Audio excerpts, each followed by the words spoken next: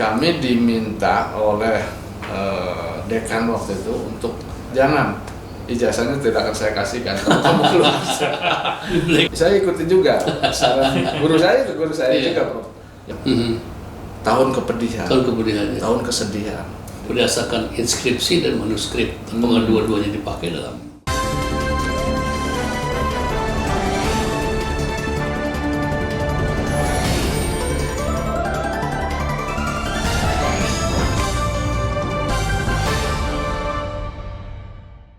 Assalamualaikum warahmatullahi wabarakatuh. Kawan pentas, selamat datang, selamat bergabung kembali di acara talk show. Pada hari ini kami akan mendiskusikan mengenai hilal, diskusi mencari solusi. Tema hari ini adalah sejarah peradaban Islam Nusantara dengan tamu istimewa pada hari ini, yaitu pembicara Dr. Profesor, saya ulangi, Profesor Dr. Haji Thohir, MACIHCS. Beliau adalah Wakil Direktur Pasca Sarjana UIN Sunan Gunung Jati di Bandung, dan beliau juga adalah Imam Besar di Masjid Raya Bandung di Jawa Barat, yang dimana beliau adalah satu sosok yang bisa menaungi umat Islam di Jawa Barat, khususnya di Masjid Heritage yang berusia 215 tahun. Mangga saya ingin mengucapkan selamat datang Blajeng Sumbing, Prof.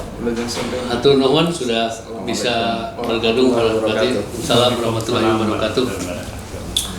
Ini Profesor Doktor pertama untuk saya bisa bertemu untuk bisa mendapatkan knowledge tentang pengetahuan tentang sejarah peradaban Islam Nusantara.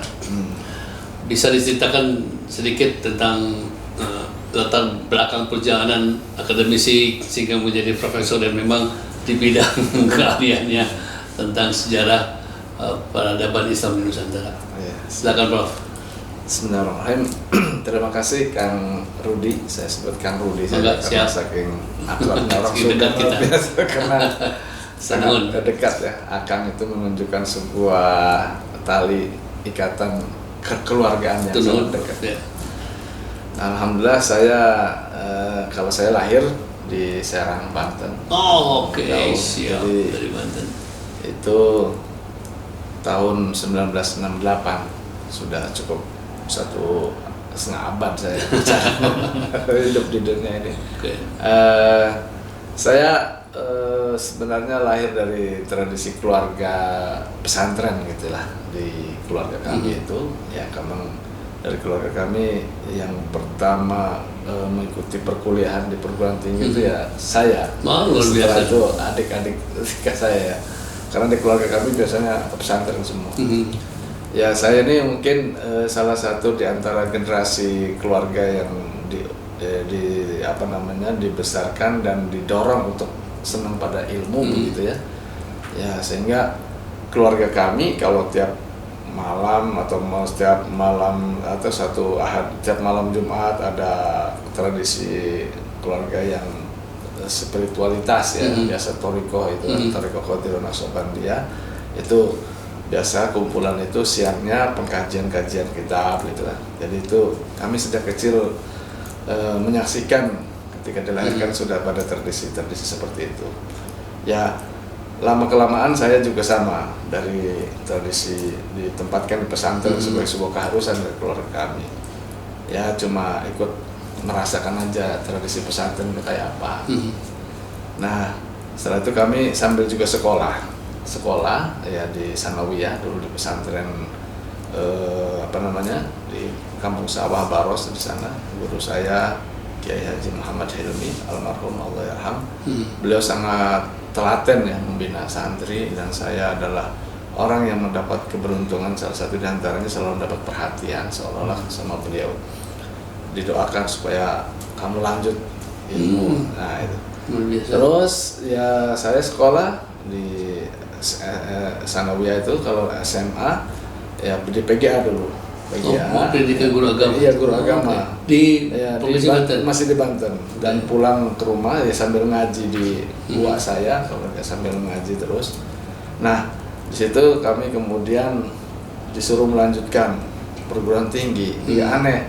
Keluarga kami biasanya kan udah sekolah sekolah atas itu udahlah pesantren. Saya didorong untuk kuliah. Saya ikut kuliah dan alhamdulillah karena saya senang sejak dulu dengan sejarah peradaban Islam gitu kan. Ya waktu sejak ibtidaiyah, sanawiyah itu favorit lah bacaan-bacaan ilmu pengetahuan umum ya. HPU itu dulu hafal tuh, sambil hafal terus HPU tuh punah pengetahuan umum kan dulu. Kayak senengnya aja, seneng gitu. Nah itu akhirnya saya kuliah di UIN memilih jurusan sejarah kebudayaan Islam. Nah tahun 1987 kan, ya waktu itu kan kita masih jauh, jarak Banten dengan Bandung tuh sangat jauh. Ya betul. Dalam arti sekitar 9 jam ya kan, perjalanan bus itu dulu kan. Nah kami belajar di sini, kemudian sambil di kuliah kami juga diam di pesantren lagi di Nailul Kiram ya, di Cinunuk itu 11 kampus, jarak sekitar 10 kilo lah dari kampus kurang lebih 8 kilo mungkin itu. Kami terus terbentuk di tradisi itu, keagamaan dan akademis sejarah. Nah setelah itu kami diminta oleh dekan waktu itu untuk membantu di fakultas. Padahal kami itu sebenarnya saya itu sudah ada minat untuk menjadi tenaga di arkeologi nasional dulu waktu itu, karena praktek-praktek sejarah itu kan sudah dengan Arkenas. Saya dekat dengan orang-orang Arkenas. Saya bahkan ada namanya staf di Arkenas tuh, peneliti itu. Udah di sini aja kan kerja sini. Saya udah mau, tapi dekan saya menyetop, almarhum Profesor Ahmad Riyad, jangan, ijazahnya tidak akan saya kasihkan. Kamu keluar. Blackmail. Kamu harus membantu di sini. Ya, akhirnya disitulah kami karir sebagai mulai sebagai asisten dosen gitu ya. Terus tetapi kami melakukan penelitian dari skripsi itu sebenarnya. Saya mulai merasakan skripsi biasalah anak-anak S1. Tapi dengan kesungguhan kami meneliti itu, waktu itu penelitian tentang gerakan politik kaum tarekat abad 19. Menarik ya, dari perubahan dari sistem sosial organik menjadi sistem religi politik. Itu mulai serius tuh, mulai arsip, kenal dengan dokumen-dokumen, wawancara untuk menghidupkan nuansa menulis sejarah. Nah, saya dapat support tuh dari katakanlah pembimbing ya waktu itu, ya dekan itu sendiri, Profesor Dr. Ahmad kayak, kamu harus ini ada bakat ini, kamu harus terus. Jadi sebetulnya sang profesor bisa melihat tentang masa karir sebagai akademisi, sehingga mematahkan ini untuk menjadi arkeolog researcher. Iya itu. Kamu kan lebih baik di sini daripada di arkeologi. Kamu punya benda-benda mati lebih statis. Saya ikuti juga saran guru saya juga, Prof. Ya udah, saya ikut aja Pak. Akhirnya ya saya mengabdi di situ. Dosen tutorial saya yang paling saya kenal itu adalah Profesor Ahmad Mansur Suranegara. Itu saya sejak itu dirangkul sama dia, dibina terus jadi asisten. Kemudian untuk itu sejarah Indonesianya, tentang sejarah Islamnya ada almarhum Profesor Dr. Juhai Aspraja. Itu pembina saya juga. Jadi saya belajar dari guru-guru saya, mengikuti. Jadi ada tutorial untuk menjadi ilmuwan itu harus ada guide ya, ada guide yang memang mereka sudah tahu tentang dunia ilmu gitu. Saya ikuti aja. Jadi asisten itu. Dua profesor yang luar biasa ini sudah bisa memprediksi untuk mencetak bahwa sekarang udah bisa menjadi profesor sebenarnya sejak awal sudah dilihat. Luar biasa. Ya ngalir aja itu kan ya. Jadi hidup itu mengalir saya terjadi. Nah setelah itu kalau lama-lama saya lanjut ke S2 gitu kan. S2 di sini juga. Waktu itu tidak sempat, waktu kan ada pembibitan itu. Saya tuh nggak sempat daftar karena waktu itu saya lagi pulang kampung, pendaftaran sudah tertutup. Jadi saya hanya mengambil ya studi di dalam negeri, ambil studi masyarakat Islam. Jadi agak nyambung itu dari sejarah kebudayaan Islam masuk ke studi masyarakat Islam. Itu kajian tentang sosiologi antropologi tentang masyarakat Islam.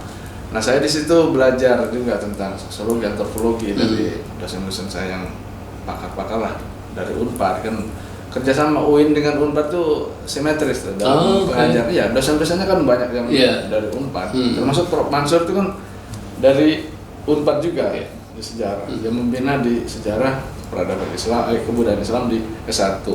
Kemudian di S2 itu dari dosen-dosen sosiologi, antropologi. Nah, saya mendapatkan ilmu sosial humaniora dan sejarah itu kan nyambung, karena untuk mengamati peristiwa-peristiwa sejarah masa lalu itu ilmu sosial humaniora itu antropologi, sosiologi, psikologi kan, termasuk ya banyak disiplin ilmu untuk melihat manusia. Karena ilmu sosial humaniora itu untuk melihat manusia dalam dinamika sejarah secara utuh, dari perspektif sosiologi, antropologinya kayak apa, kenapa mesti begini dan begitu kan gitu. Jadi sempurna lah ketika kita melihat poin-poin yang harus disampaikan kepada mahasiswa dalam hal ini, dan memang urutannya memang sesuai dengan. Ya, jadi sejarah itu setelah saya mendalami, jadi kan ilmu yang tentang diakronik ya, tentang periode. Nah periode ini kan dari A sampai Z itu periode. Ada masa anak-anak, masa remaja, masa dewasa, masa tua, itu periode. Di tengah periode itu kan yang paling dinamis itu ada dinamika kan. Masa anak-anak tidak masa periodik anak-anak, tapi di tengah itu kan ada dinamika, ada segala macam fenomena dan sebagainya. Itulah makanya pendekatan sinkronik. Sinkronik itu melihat realitas itu dengan secara komprehensif. Sisi psikologis, antropologis, ekonomi dan sebagainya. Nah, itulah pendekatan kami, makanya dalam mengolah kajian sejarah itu pendekatan diakronik dan sinkronik. Diakronik dan sinkronik itu dua hal yang wajib dipunya. Karena yang saya dapatkan setelah proses ilmu ini, ya ini yang penting, karena untuk melihat sesuatu itu fase per fase itu, setiap fase kan ada zeitgeist ya, jiwa zaman ya. Jiwa zaman ini ada apa di situ? Bagaimana relasi dan antar komunitas, antar realitas yang lain. Nah itu kan perlu dipotret secara sinkronik dari antropologi, sosiologi, politik, ekonomi. Oh iya pantas ini. Itu jadi melihatnya sumulia, komprehensif. Melihat sesuatu itu secara komprehensif dari kanan, kiri, depan, atasnya. Itu kan sinkronik itu mengajarkan. Ini kelebihan ilmu sosial humaniora. Menarik juga kayak ketika orang melihat satu sudut membangun satu rumah kan.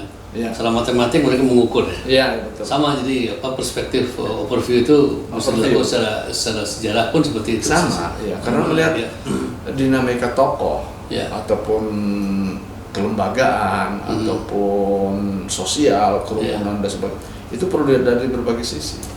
Karena kalau satu sisi aja kan, misalnya sisi politik ya, politik terlalu kecil, terlalu kecil untuk melihat realitas itu. Tapi kalau secara komprehensif, ya tentu dengan batas-batas tertentu ya, dengan fakta-fakta. Kalau sejarah kan berdasarkan fakta. Nah ini yang menjadi berat itu, bedanya sosiologi dengan sejarah. Kalau sosiologi kan datanya hari ini, ya. Tapi kalau sejarah kan masa lalu, hasil-hasil peninggalan, dokumen atau dari arsip yang sangat orang bekerjanya 2 kali. Ya.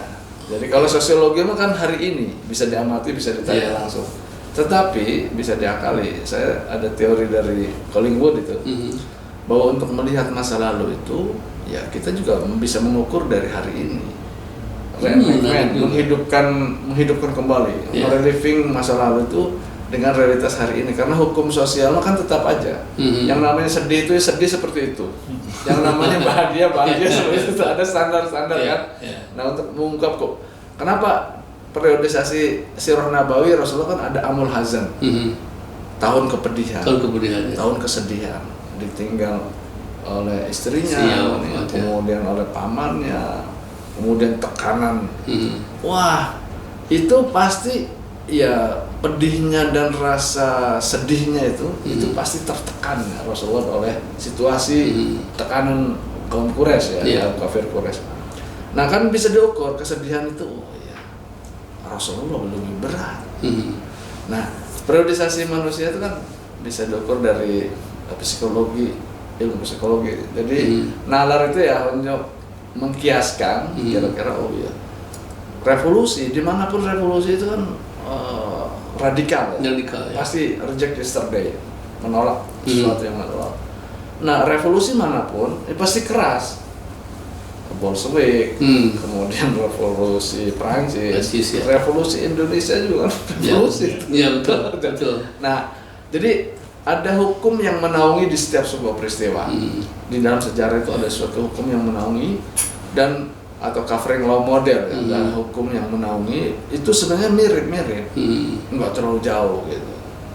Nah, ini saya dapatkan ilmu sejarah itu saya sudah tulis ini sebenarnya dalam filsafat sejarah. Saya sudah tulis tentangnya karena memang saya ngajar lebih dari 30 tahun tentang filsafat sejarah. Sudah 3 dekade. Luar biasa. Buku yang ada berapa? Sudah.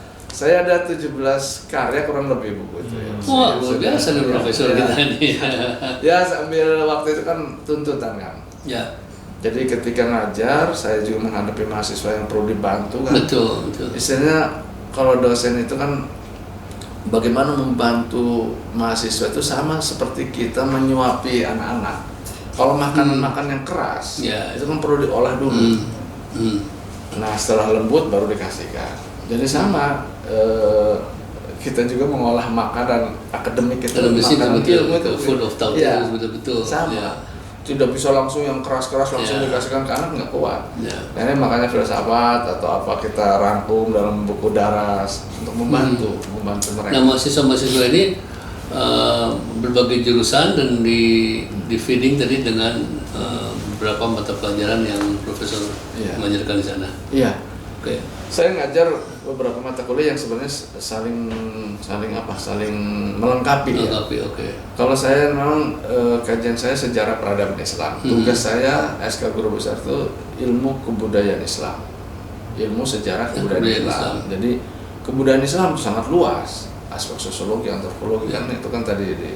Jadi membaca umat Islam dari masa klasik, pertengahan, modern sampai kontemporer hari ini itu ya perlu dibaca.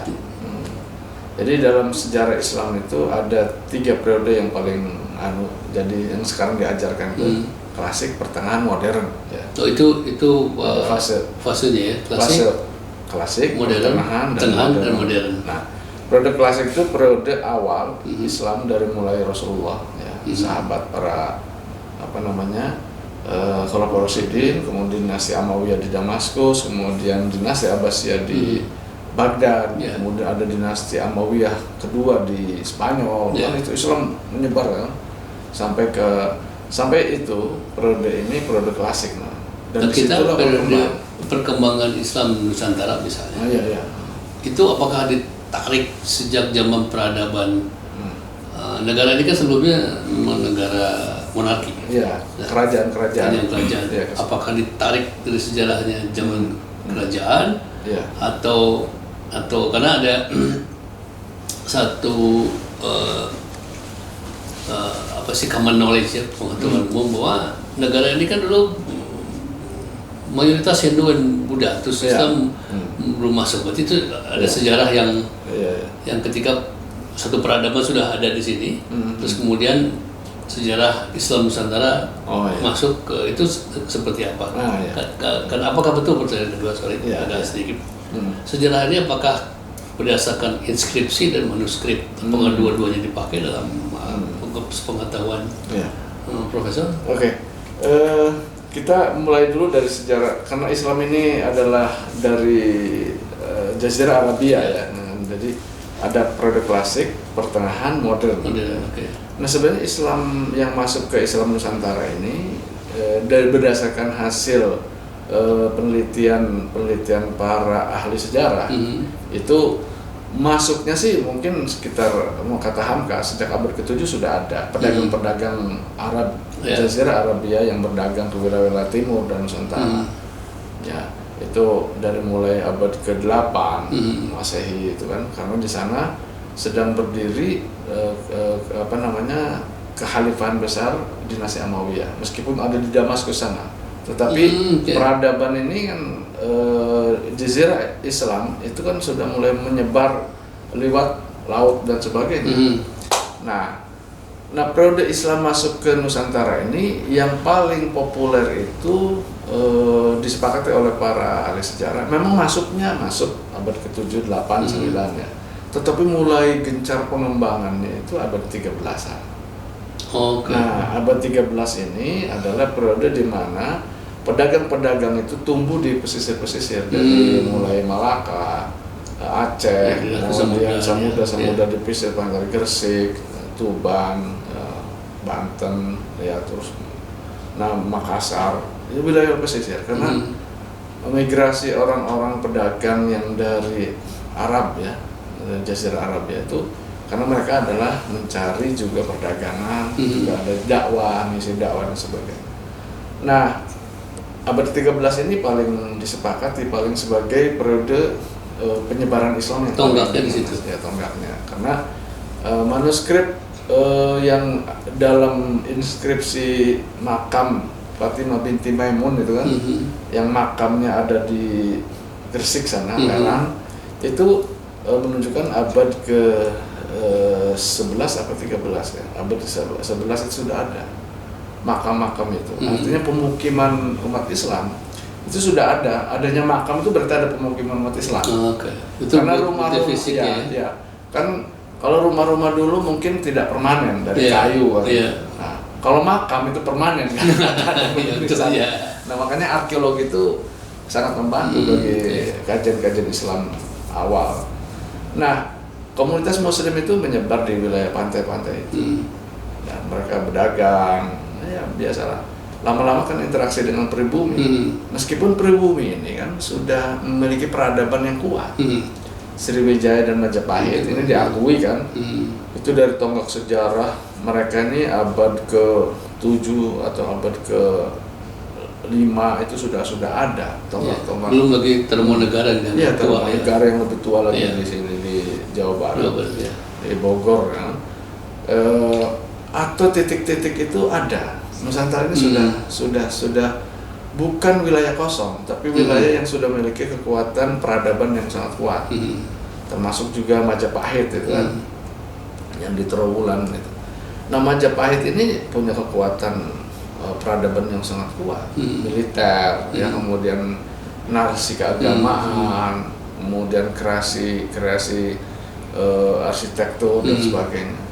Jadi ketika Islam masuk ke sini itu, Islam itu mengalir. Makanya teori saya itu Islam Nusantara itu Islam benda cair, bukan benda padat. Menarik. Kalau benda cair mengalir ya. Mengalir aja. Ngikutin. Makanya kata Sujat Moko itu Islam yang kompromi. Islam itu kompromi dengan lokal.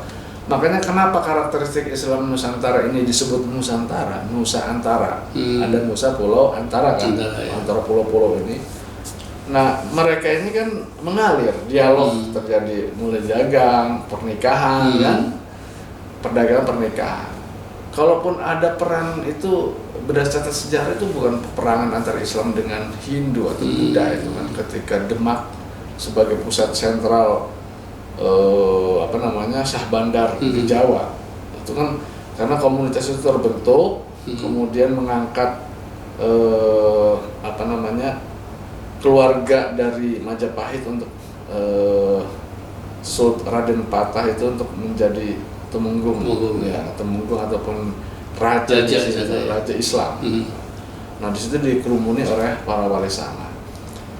Nah, tapi ini kan dia ini kan dari keluarga genetik dari Majapahit juga, jadi artinya sah secara itu sistem politiknya bukan politik pengambil alihan, ekspansi bukan. Makanya kan Pacific penetration, damai. Jadi penetrasi damai, beda dengan wilayah-wilayah stepa, wilayah-wilayah ke Timur Tengah itu kan. Itu wilayah-wilayah keras yang. Itu kan peperangan. Kalau di sini kan walaupun itu mereka konversi agama itu dengan sukarela. Jadi itulah Islam damai. Nah, ada dua plus minus. Kalau secara damai pasti kekuatan lokal tuh eksis. ya kan? Betul. Beda dengan ekspansi penaklukan itu pasti yang lokal tuh akan ditaklukkan oleh penguasa, kan questnya itu kan penguasaan. Betul. Nah, inilah Islam Nusantara, Islam Indonesia ini kan tetap kebudayaan lokalnya ataupun warisan pribumi Nusantara tetap dihargai karena proses cara damai itu ya. Nah, makanya disebut asimilasi. Mereka pernikah, makanya makam-makam para wali sana itu sebenarnya kan banyak bukan asli pribumi kan, jadi dia benar tervalidasi bahwa mereka adalah non pribumi kan, non otentik orang original. Tapi kan mereka menikah asimilasi pernikahan ini melahirkan orang-orang cerdas juga, akhirnya jadi kiai-kiai yang ada di pesantren-pesantren itu. Nah, berbicara tadi, memang sejarah suka menyebutkan sering mulai 9 mulai sana. Iya.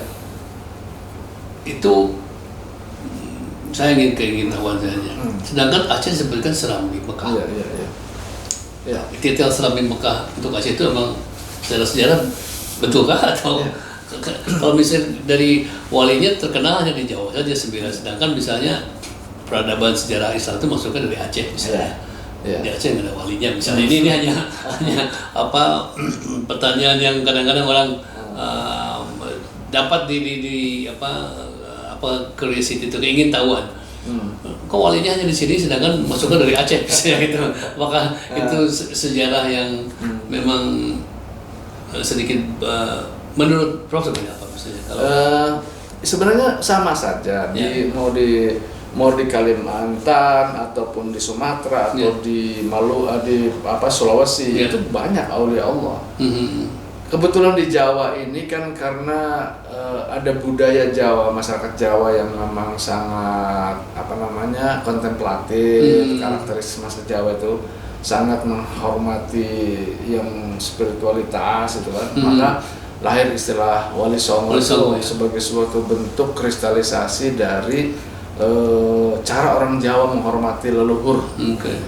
Jadi semacam kalau di peradaban Hindu ada dewa-dewa yang mereka ini kan, maka semacam untuk mengalihkan konvensasi dari agama lama menjadi agama baru, kita juga punya resi-resi yang kira-kira begitu. Itu secara rasional antropologisnya ya. Nah, kalau di Sumatera sebenarnya banyak wali Allah itu. Hamzah Bansuri itu kan seorang pengamal Thariqah Qadiriyah yang memiliki gaya sastra sangat intelektual. Itu sangat luar biasa. Mereka ini tokoh-tokoh yang sangat spiritual sangat tinggi. Kayak model Hamzah Bansuri, kemudian ada tokoh-tokoh di Aceh tuh wali-wali itu banyak sebenarnya. Nah, itu Samsudin Sumatrani, kemudian ada tokoh-tokoh yang diulangkan sekarang ini banyak manuskrip aurad warisan mereka itu banyak. Jadi termasuk juga di Makassar. Saya sempat berziarah dan beberapa kali berkunjung ke Makassar. Itu ada di sana ada Syekh Tajul Khalwati, pusat poros spiritual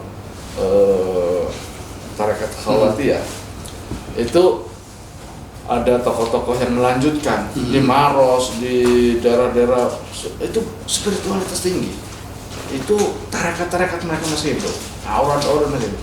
Cuma ya beda di Jawa ini. Ya, memang peradaban Jawa menghadapi Majapahit ini kan Islam sepertinya lebih ditantang lebih konstruktif, lebih konkuensinya lebih pengetahuan kita bisa.